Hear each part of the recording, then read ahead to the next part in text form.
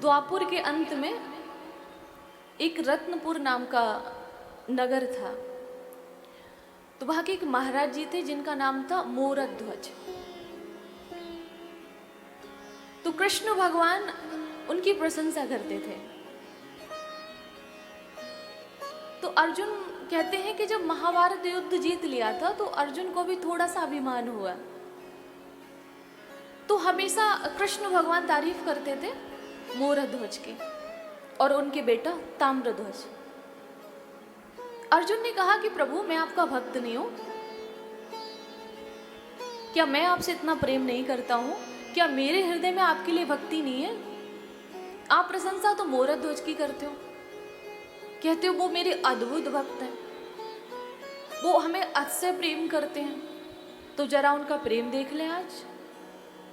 भगवान ने कहा ठीक है, तुम्हारी इच्छा है तो प्रेम देख लो। अब दोनों ने ब्राह्मण का भेष बनाया। कृष्ण भगवान पिता बने और अर्जुन उनके बेटा, मतलब बाप बेटे जा रहे हैं ऐसे। अब सोचिए कि एक काम करते हैं, जा रहे तो फिर परीक्षा ली जाए। तो जैसे ही ये मोरध्वज के द्वार पर पहुंचे कृष्ण भगवान ब्राह्मण देव के रूप में, तो द्वारपाल ने जाके कहा, उस समय वो सेवा में थे भगवान के, बोले कि दो ब्राह्मण देव आए हैं। तो मोरध्वज राजा ने कह दिया कि आप ऐसा करिए, उनको बोलो वो प्रतीक्षा करें, मैं अभी सेवा में हूं। अब अर्जुन को मौका मिल गया, लो यही भक्त हैं आपके, यही प्रेम है आपका, मैं तो 24 घंटे आपके साथ रहता हूं, मैं तो आप ही को भजता हूं, देख लो। ब्राह्मण देव द्वार पे आए हैं तो वो आए भी नहीं। अरे आपको भगवान नहीं मान रहे, उनको नहीं पता है, तो कम से कम ये तो माने कोई मेहमान आया, अतिथि आए, ये तो माने। हो गई परीक्षा, कह रहे अभी शांत रहो। ये बात द्वारपाल ने सुन ली और मोरध्वज को बता दी जाके। बोले महाराज वो ऐसे ऐसे कह रहे।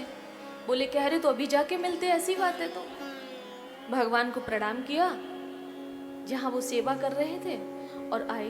बोले हे ब्राह्मण देव क्षमा करिएगा, बस कुछ ही शेष मालाएं बची थी, मैंने सोचा कि मैं ध्यान कर लूं उसके बाद आऊं, हमसे कोई भूल हो गई तो मैं आप क्षमा करिए, बस आप आज्ञा करो कि मैं आपकी क्या सेवा कर सकता हूं। अब कृष्ण भगवान ने कहा सेवा आप कर नहीं पाओगे। बोले आप बताओ तो कौन सी सेवा है।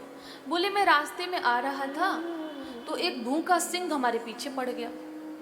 बोले वो मेरे बेटे को खा रहा था, मैंने जब उससे कहा कि आप हमें खा लो, हमारे बेटा को छोड़ दो, ये भक्तमाल जी में कथा है।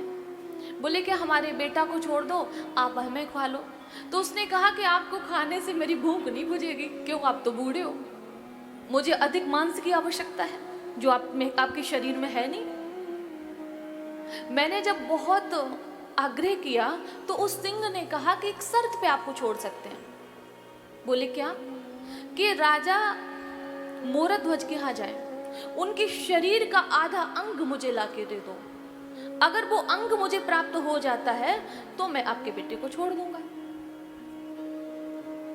तो मैं इसलिए आया हूं आपके पास, मुझे आपके शरीर का आधा अंग चाहिए, और वो भी आधा अंग चाहिए, शेष आधे अंग की जो आंख है उस तरफ तुम्हारा आंसू नहीं आना चाहिए, मतलब खुशी खुशी दोगे। और उसमें भी एक शर्त और है कि आपको आरे से आपकी पत्नी और आपका बेटा काटेगा। इतनी भयंकर परीक्षा। मोरध्वज राजा प्रसन्न हो गए। बोले वैसे भी शरीर एक दिन मरना ही है, नष्ट होना ही है, यदि ब्राह्मण देव आपकी सेवा में ये लग रहा है तो इससे बड़े हमारे लिए सौभाग्य की बात कोई नहीं होगी। अब इस कथा को तो मैं आगे बोलूंगी, अब मैं आपसे बिना पूछे तो नहीं बढ़ सकती ना आगे। अब आप लोग बताओ, ऐसा कोई अतिथि आपके दरवाजे पे आ जाए, आप क्या करेंगे? पुलिस बुलाएंगे या डंडा उठाएंगे? बोलो भाई, हमारे प्राण लेने के लिए आया है,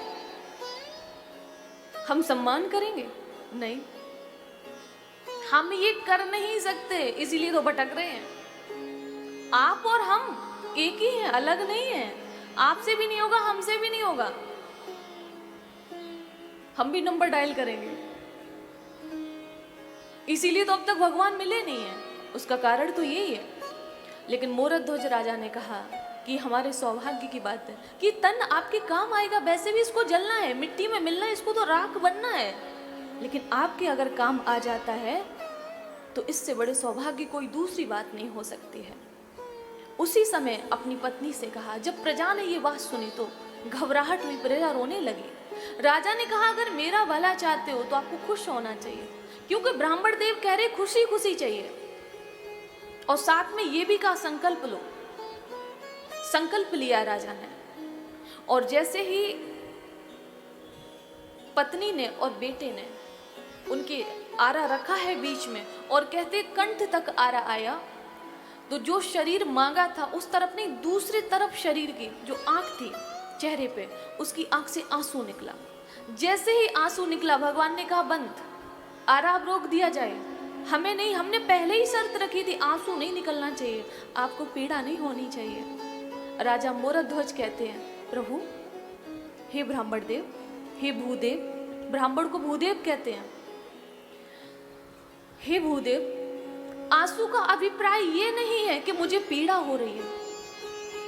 आंसू इसलिए नहीं आया कि मुझे पीड़ा हो रही है, बस इसलिए आया है कि आधा अंग तो आपके काम आ गया, इस आधे अंग भी यदि काम आ जाता तो हमारा जीवन सार्थक हो जाता। आंसू इसलिए आ रहा है कि ये अंग भी काम आ जाए। तो ऐसे ऐसे भक्त हुए हैं जो आंसू निकल आते चरित्र पढ़ने से। उसी समय अपने वास्तविक रूप में प्रकट हो गए अर्जुन और कृष्ण भगवान।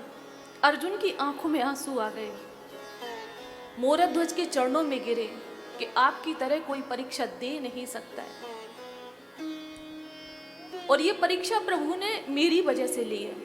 ये सच्चाई है कि मैं भक्त बहुत छोटा हूं, और मुझे तो लगता है कि मैं भक्त कहलाने के लायक ही नहीं हूं। आप भक्त हो। आज कृष्ण भगवान ने मोरध्वज से कहा कि आप कोई वरदान मांग लो। राजा ने कहा, नहीं, हम कोई वरदान नहीं चाहते, आपका साक्षात दर्शन हो गया, जिनका रात दिन हमने चिंतन किया वो हमारे सम्मुख खड़े, अब हम क्या मांगे। बोले, मेरा मन व्याकुल है, मेरा मन इतना व्याकुल है कि हम आपको कुछ बिना दिए जा नहीं सकते हैं, मेरे मन में बेचैनी है, आप कुछ मांगिए। तो आप फिर भी देखिए हम क्या मांगते हैं भगवान से, सुख संपत्ति घर आवे, कष्ट मिटे तन का, ये हमारी पंक्ति है। लेकिन मोरध्वज क्या मांग रहे भगवान से कि प्रभु, हाथ जोड़ के आपसे प्रार्थना है कि इस संसार में आज के बाद ऐसी परीक्षा किसी की मत लेना। ये मोरध्वज ने मांगा। और कुछ देना चाहते हो तो जन्म जन्म आपके चरणों में मेरा प्रेम बना रहे, और इसके अतिरिक्त हमें कुछ नहीं चाहिए। जो भगवान से भगवान को मांगता है, भागवत में लिखा है, वो प्रथम श्रेणी का भक्त है।